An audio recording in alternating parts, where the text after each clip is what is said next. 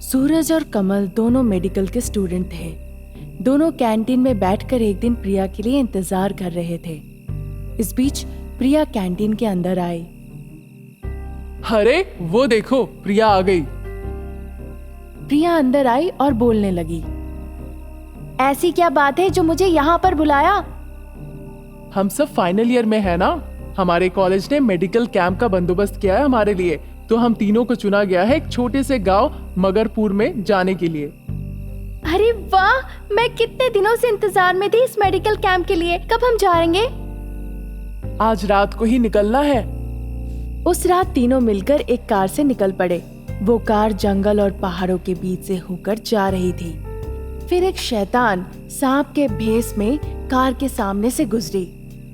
सूरज को अंधेरे में ज्यादा कुछ दिखा नहीं, इसीलिए सांप के भेष में शैतान को बीचों बीच से वो निकल लिया। शैतान कार के एक चक्के में छोटा सा छेद कर दी, इसीलिए टायर के सारी हवा निकल गई। वो नागिन भले ही एक बार में ब्रेक के ऊपर चढ़ सकती थी, फिर भी वो धीरे धीरे चढ़ने लगी।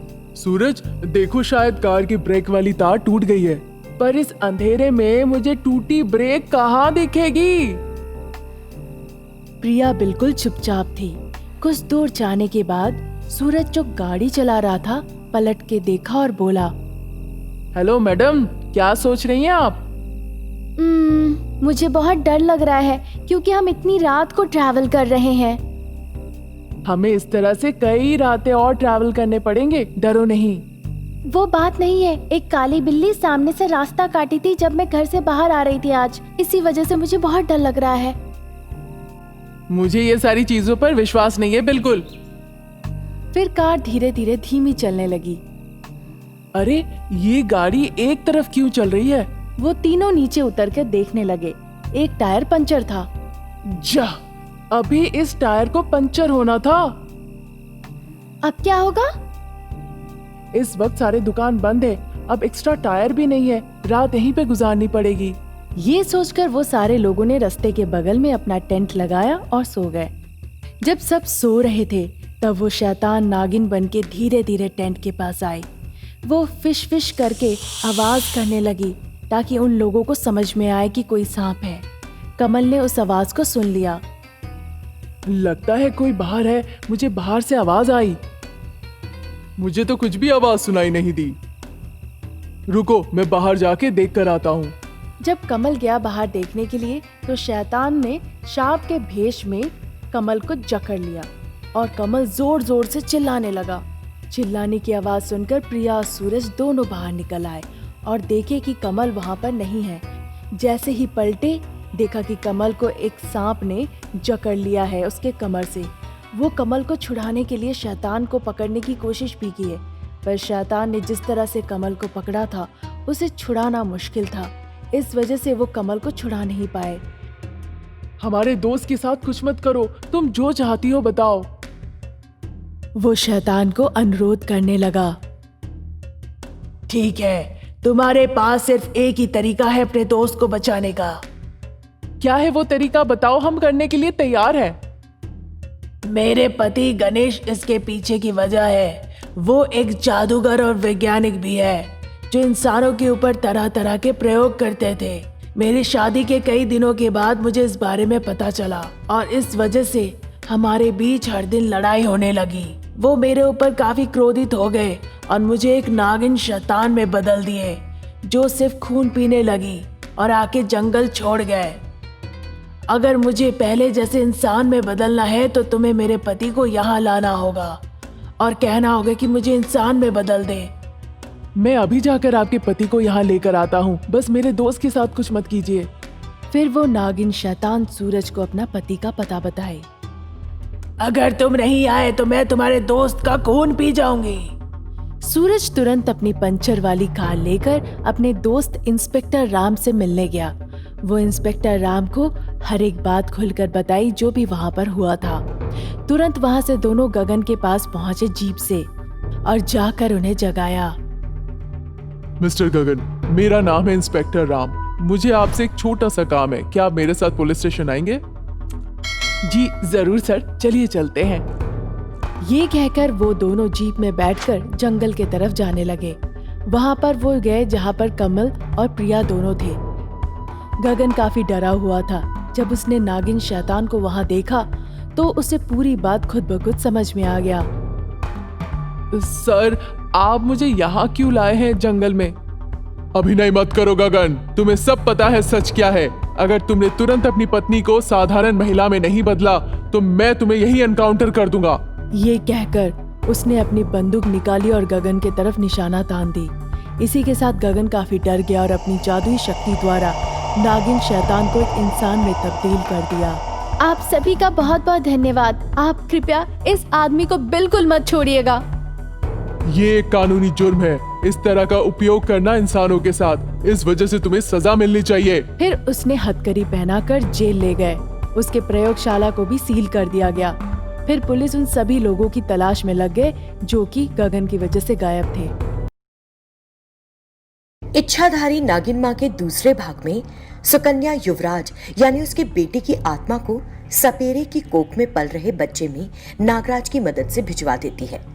इस भाग में हम देखेंगे कि सपेरे की कोख में बच्चा आने के बाद क्या हुआ। जब सपेरा अपनी कोख में बच्चा लेकर इधर उधर घूम रहा था, सब लोग उसे देखकर हंसते थे।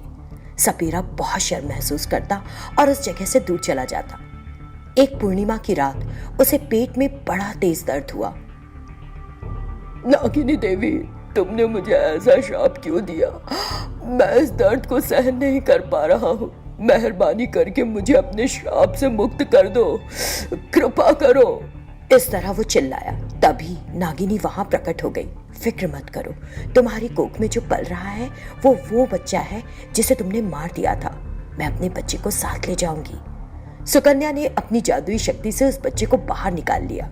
सपेरा सामान्य हो गया।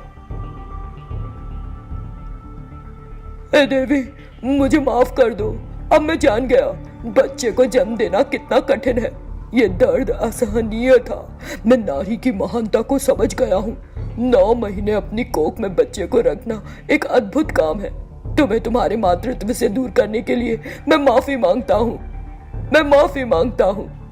अब तुम समझ गए होगे कि तुम्हारी वजह से अपने बच्चे को खोकर मुझे कितना दुख हुआ होगा। मैं समझ गया, लेकिन तुम अपने बच्चे को किस तरह बड़ा करोगी? अगर वो मनुष्य के साथ रहेगा तो अच्छे से पढ़ेगा लिखेगा। एक सामान्य मनुष्य का जंगल में पलना। फिक्र मत करो, ये बच्चा मनुष्य नहीं, ये बच्चा एक नागिनी के श्राप से और राजा नागराज के वरदान से पैदा हुआ है। ये बच्चा मेरे साथ ही सुरक्षित रहेगा। ये कहकर सुकन्या बच्चे को लेकर वहां से गायब हो गई और नागराज के सामने प्रकट हुई। प्रणाम गुरुदेव, ये रहा मेरा बच्चा। मैं अपना बच्चा आपके वरदान से प्राप्त कर सकी। आपका बहुत बहुत धन्यवाद। लेकिन सुकन्या, बिना किसी से शादी किए तुम्हारा एक बच्चा है। अब तुमसे कौन शादी करेगा? ये तो सोचो। मैं कभी शादी नहीं करूंगी क्योंकि उनका सच वो उनकी नजर से देखेंगे। लेकिन मेरी चिंता ये है कि क्या वो मेरे बच्चे की अच्छे से देखभाल करेंगे। मैं इसी तरह अविवाहित रहकर अपने बच्चे की देखभाल करूंगी। सुकन्या की बात सुनकर नागराज हैरान रह गए।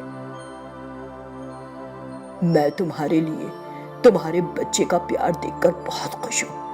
बच्चे के लिए अपनी मातृत्व की वजह से तुम शादी नहीं करोगी। मैं तुम्हारे प्यार भरे दिल को अच्छी तरह समझता हूं। मैं तुम्हारे दयालु दिल का प्रशंसक बन गया हूं।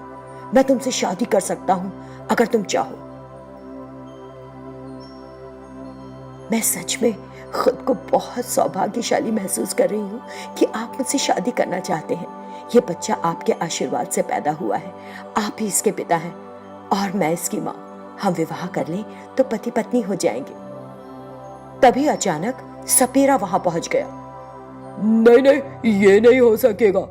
तुम्हारे श्राप से मैंने इस बच्चे को अपनी कोख में 9 महीने रखा। ये बच्चा मेरा है। सपेरे की बात सुनकर वो चौंक गए। उन्होंने पूछा कि वो वहां पहुंचा कैसे? तुमने बच्चे को मेरी कोख में डाला। अब मुझे भी जादुई शक्तियां प्राप्त है। मैं भी तुम्हारी तरह एक नागिन में बदल सकता हूं। ये कहते ही वो एक नागिन में बदल गया। ये देखकर नागराज और सुकन्या भौचक्के रह गए। राजा ने अपने मन में सोचा, अरे ये क्या हो गया? हमारा श्राप किसी सामान्य मनुष्य को एक नागिन में कैसे बदल सकता है? नागिन के रूप में वो सपेरा रोने लगा। मैं एक मादा में बदल गया हूँ, वो भी नागिन में। मैंने कभी नहीं सोचा था कि मेरी ऐसी हालत होगी। मैंने इस बच्चे को अपनी कोख में 9 महीने रखा है। नागराजा, तुमने इस बच्चे की आत्मा को मेरी कोख में भेजा था ना? तुम मेरे पति हो। नागराज को समझ नहीं आया कि क्या करे। फिर उस सपेरा नागिन और सुकन्या के बीच बच्चे और राजा के लिए लड़ाई शुरू हो गई, जिसे देखकर ये क्या, एक गलती से सारे काम गलत हो रहे हैं। मुझे इस स्थिति को संभालना होगा। मेरी बात सुनो, मैं इस गलती को सुधारने के लिए तुम दोनों से शादी करूंगा। सपेरा नागिन तैयार हो गई, लेकिन सुकन्या रोने लग गई। नहीं नाथ, ये बहुत बड़ी गलती होगी। एक आदमी की एक ही पत्नी होनी चाहिए।